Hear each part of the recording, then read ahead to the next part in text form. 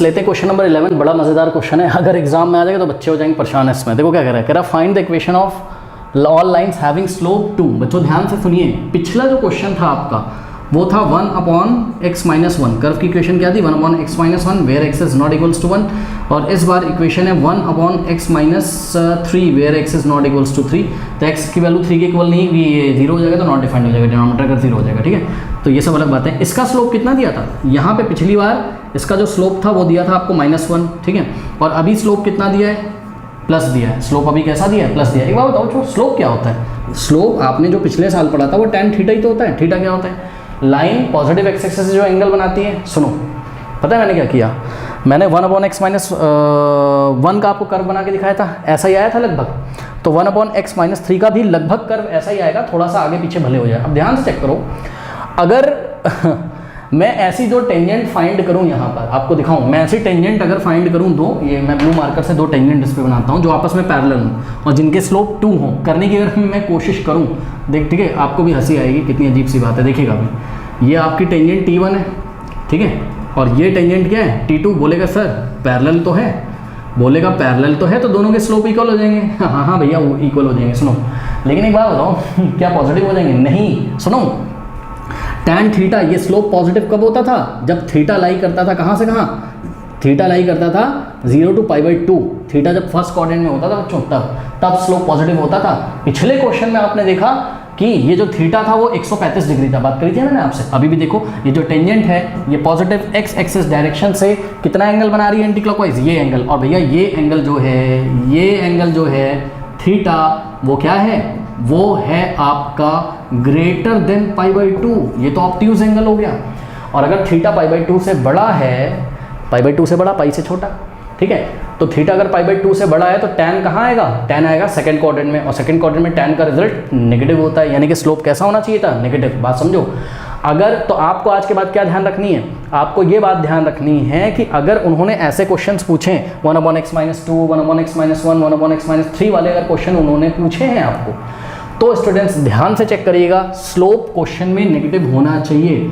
अगर क्वेश्चन में slope negative नहीं दिया हुआ है तो आप तुरंत समझ जाइएगा कि ऐसा पॉसिबल ही नहीं है, ऐसा पॉसिबल नहीं है, यानी कि ये क्वेश्चन भी पॉसिबल नहीं है, नॉट पॉसिबल। अब बच्चा बोलेगा सर मुझे तो कर्व पता ही नहीं, मुझे कैसे पता चला कि ये पॉसिबल नहीं। बात समझो ना, अगर ऐसा होता तो भैया एंगल कैसा हो जाता, π/2 से बड़ा तो स्लोप नेगेटिव होना चाहिए, बट इन्होंने स्लोप पॉजिटिव दिया है। तो बोलेगा मुझे तो कर्व नहीं पता, मैं कैसे करूँ। सुनो, आपको जैसे सिखाया गया आप वैसे करते जाओ, सही है, आपको जवाब खुद ही मिल जाएगा। आइए मैं दिखाता हूँ आपको कि आपको जवाब कैसे मिलेगा। ये तो हमने आपको विजुलाइज करा दिया। पिछला क्वेश्चन क्यों पॉसिबल था, क्योंकि पिछले क्वेश्चन में स्लोप आपको नेगेटिव दिया था तो वो पॉसिबल था। अब देखो सॉल्यूशन हमने किया यहाँ पर, और सॉल्यूशन के लिए इस कर्व की को हमने लिखा 1/, इसको हम क्या लिख सकते हैं पिछले क्वेश्चन की तरह x-3 को आप ऊपर ले आओगे तो x-3 की पावर -1 हो जाएगी पहले, अरे ऐसे भी तो लिख सकते हो उसको, फिर डिफरेंशिएटिंग बोथ साइड, तो dy/dx इज इक्वल्स टू क्या आ जाएगा, -1/x-3 का स्क्वायर, ऐसा आ जाएगा। तो ये क्या है, ये क्या है, ये भी स्लोप आएगा जब हमने क्या अभी हमने अपने मन में अज्यूम करके रखा है कि टेंजेंट कहाँ से निकलता है। सपोज कोई टेंजेंट, अभी हमने एक टेंजेंट की बात करी है और ये टेंजेंट कहाँ टच करके निकलता है, सपोज x1, y1 को। तो अगर हम dy/dx at x is equals to x1 निकाल लें तो यही स्लोप होगा, यानी कि -1/x की जगह x1 रख देंगे, सही है। और क्वेश्चन में स्लोप कितना दिया है, क्वेश्चन में स्लोप 2 दिया है, यानी कि इन दोनों को आपस में इक्वल होना पड़ेगा। तो -1/x1 -2 का स्क्वायर इज इक्वल्स टू 2। अब बच्चों ध्यान दो, बहुत इंपॉर्टेंट, अब बहुत इंपॉर्टेंट ध्यान दीजिएगा प्लीज़। देखिए एक बात बताइए, आपने क्या किया, आपने यहाँ पर क्रॉस मल्टीप्लिकेशन किया तो क्या हो गया, 2 × x1 - 2 का whole square is equals to, इसके नीचे 1 मान लो तो -1, अरे ये -1 ही तो है यार, -1 × 1 -1 आ गया।